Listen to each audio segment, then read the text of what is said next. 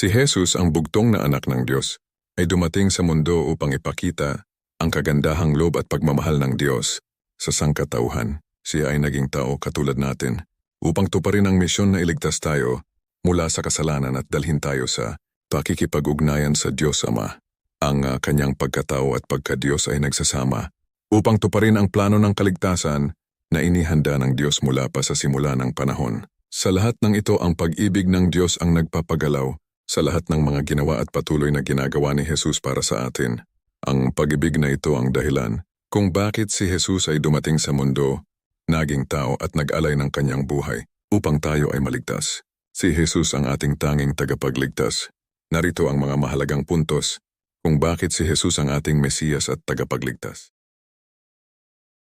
Si Jesus ang nagbigay ng buhay na walang hanggan.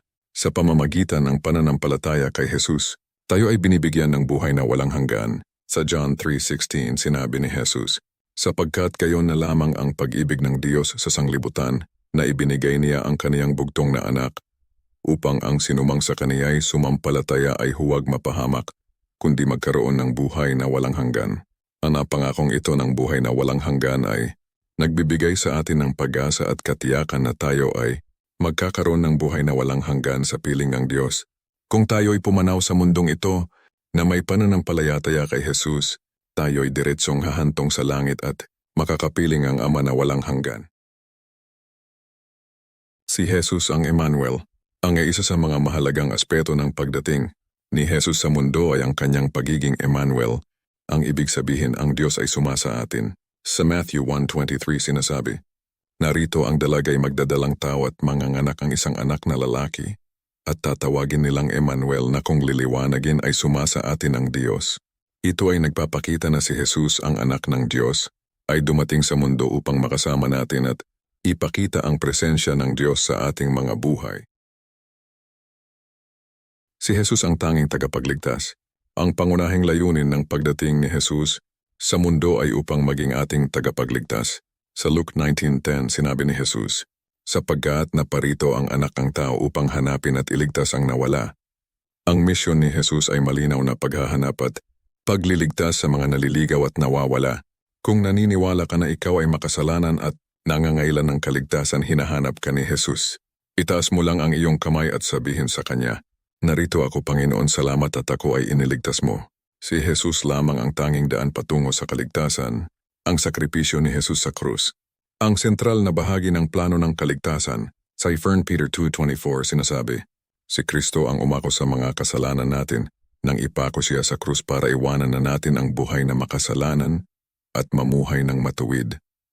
Dahil sa mga sugat niya gumaling tayo." Si Jesus ay nagdusa at namatay sa krus upang bayaran ang ating mga kasalanan at bigyan tayo ng bagong buhay sa katuwiran. Si Jesus ang daan upang makipagsundo ang Ama sa atin. Sa pamamagitan ng kamatayan ni Jesus sa krus, pinagkasundo niya tayo sa Diyos Ama.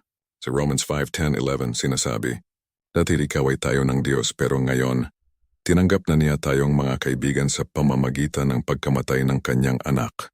At ngayong mayroon na tayong magandang relasyon sa Diyos, tiyak na ililigtas niya tayo sa kaparusahan sa pamamagitan ng buhay ni Kristo." Hindi lang iyan, nagagalak tayo sa relasyon natin sa Diyos ngayon dahil sa ginawa ng ating Panginoong Hesu Kristo. Naibalik na ang magandang relasyon natin sa Diyos dahil sa Kanya. Mula nang sinuway nina Adan at iba ang Diyos, itinuring ng Diyos na makasalanan tayong lahat.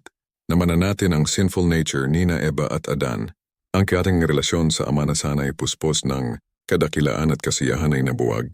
Mula nung sila ay pinalaya sa paraiso, tayo ay nahiwalay sa piling ng Diyos. Ngunit ang Diyos Ama din ang gumawa ng paraan upang ipagkasundo niya ang kanyang sarili sa atin sa pamamagitan ng ginawa ni Jesus. Si Jesus ang Panginoon na dapat sambahin. Bilang Panginoon, si Jesus ang may kapangyarihan at pamumuno sa lahat. Sa Philippians 2:9-11 sinasabi, "Kaya siya naman ay pinakadakila ng Diyos at siya ay binigyan ng pangalang lalo sa lahat ng pangalan, upang sa pangalan ni Jesus ay iluhod ang lahat ng tuhod, nang nangasa langit at nang nangasa ibabaw ng lupa, at nang nangasa ilalim ng lupa, at ipahayag ng bawat dila na si Jesucristo ay Panginoon sa ikaluluwalhati ng Diyos Ama." Ang pagkilala kay Jesus bilang Panginoon ay mahalaga sapagkat ito ang daan upang tayo'y makasunod sa kanyang kalooban at makamit ang kaligtasan. Conclusion. Si Jesus, ang anak ng Diyos, ay dumating sa mundo bilang tao upang tuparin ang plano ng Diyos para sa ating kaligtasan. Siya ang Emmanuel, ang Diyos na sumasa atin, na nagpakita ng pag-ibig at biyaya ng Diyos sa pamamagitan ng kanyang buhay, kamatayan, at muling pagkabuhay. Sa pamamagitan ng kanyang sakripisyo sa krus, tayo ay tinubos mula sa kasalanan at pinagkasundo sa Diyos Ama. Sa kanya lamang matatagpuan ang tunay na kaligtasan, buhay na walang hanggan, at isang bagong buhay na puno ng pag-asa at kalakasan. Sa pamamagitan ng pananampalataya kay Jesus, tayo ay nabibigyan ng pagkakataon na makapiling ang Diyos magpakailanman at maranasan ang kanyang walang hanggang pag-ibig. Salamat sa inyong pakikinig sa pag-aaral na ito na si Jesus, ang ating tanging tagapagligtas. Please subscribe, like, comment, and share this video to your loved ones and friends.